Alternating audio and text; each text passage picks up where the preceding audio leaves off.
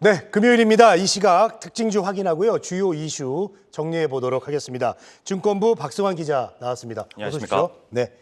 자, 박 기자, 그 상장 폐지에 들어간 우선주들 있잖아요. 오늘도 출렁이고 있습니다. 맞습니다. 네. 장 초반 삼성중공업 우선주가 100% 넘게 뛰었고요. SK네트워크스나 현대, BNZ스틸 우선주 역시 큰 변동성 보이고 있습니다. 이 종목들은 어제부터 상장 폐지 절차에 들어간 바 있죠. 한국거래소는 앞서 삼성중공업 1우선주, SK네트워크스 1우선주, DB하이텍 1우선주, 현대, BNZ스틸 1우선주, 흥국화재해상보험 2우선주 등 5개 종목을 오는 17일부터 상장 폐지하기로 결정했습니다. 이유는 유통 주식 수가 부족하기 때문인데요. 다만 상장 폐지가 되더라도 갖고 있는 주식에 대한 배당금은 지급되고요. 비상장 거래소를 통해서 사고 팔기도 가능합니다.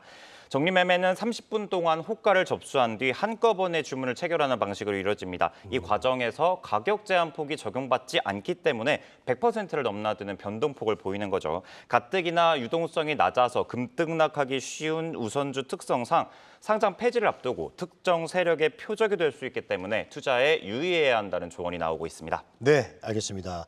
자, 하나오션이 52주 신고가를 기록을 했는데 지금 39,650원입니다. 자, 이런 배경과 전망을 좀 들어볼까요? 예.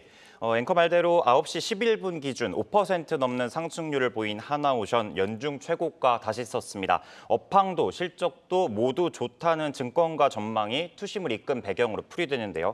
NH투자증권은 어제 하나오션의 선가가 오르고 수주 잔고도 늘면서 수익성이 개선되고 있다. 그러면서 목표 주가를 올린 바 있습니다.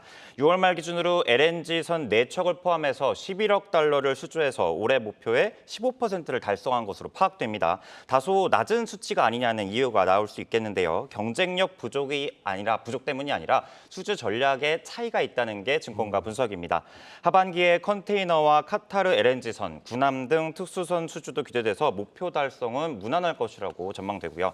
하나오션은 옛 대우조선 해양 시절이던 1981년 방산업체로 선정되면서 함정 건조를 시작했는데 한국형 구축함 건조 사업에 모두 참여한 국내 유일한 조선사로 꼽힙니다. 최근 하나그룹에 편입되면서 그룹 내 우수한 무기 체계까지 더해지면서 기술 경쟁력과 건조 역량도 더해졌다는 평가가 나오고 있죠. 다음 주 목요일부터 윤석열 대통령이 폴란드 방문이 예정된 상황에서 K방산을 향한 기대감도 주가를 끌어올린 배경으로 풀이됩니다.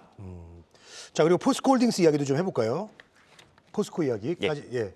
결론부터 말씀드리자면은 네네. 얼마든지 주가가 상승할 수 있다는 의견이 증권가에서 나오고 있습니다. 네네네. 한국투자증권은 보고서를 통해서 포스코홀딩스의 2분기 영업이익이 지난해 같은 기간보다 40% 줄어든 1조 2천억 원 수준을 기록할 것으로 내다봤는데요. 컨센서스를 5% 정도 웃도는 수준입니다.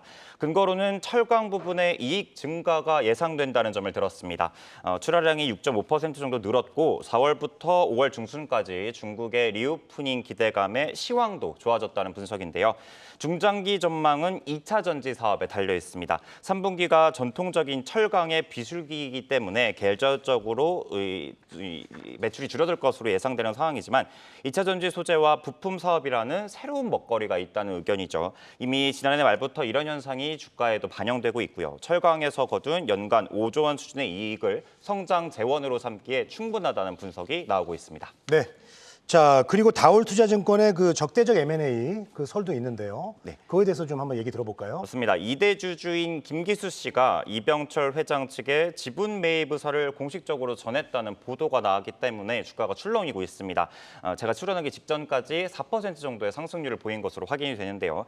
다시 불거진 적대적 M&A 가능성에 주가가 휘둘리고 있는 모습입니다. 장 초반에 44%대 급락세를 보이더니 이후 5%까지 상승세로 돌아섰는데요. 지난달 말부터 다올투자증권은 시장에서 적대적 M&A 가능성이 제기되면서 하루 간격으로 상승과 하락을 반복하고 있습니다. 앞서서 김 씨를 비롯한 특수관계인은 SG증권발 폭락 사태로 이 다올투자증권 주가가 무너지면서 14%가 넘는 주식을 사들인 바 있었죠. 다만 오늘 다올투자증권은 김 씨 측이 공식적으로 인수 제안은 한 적은 없다고 밝혔고요. 김 씨 측 역시 비슷한 내용으로 부인했다는 보도가 나왔고요. 시장 참여들은 이 때문에 눈치 보기를 이어가는 모습으로 확인됩니다. 김 씨와 특수관계인은 당시 지분 보유 목적을 경영 참여로 두지 않고 단순 투자의 한 종류라고 밝힌 바 있죠. 시장에선 김 씨가 금융회사 대주주 적격소 심사를 피하기 위해서 지분을 분산 매입한 것이 아니냐는 추측까지 나오고 있습니다. 네, 자 시장의 주요 이슈 지금까지 정리를 해봤습니다. 증권부의 박승환 기자와 함께했습니다. 오늘 말씀 고맙습니다.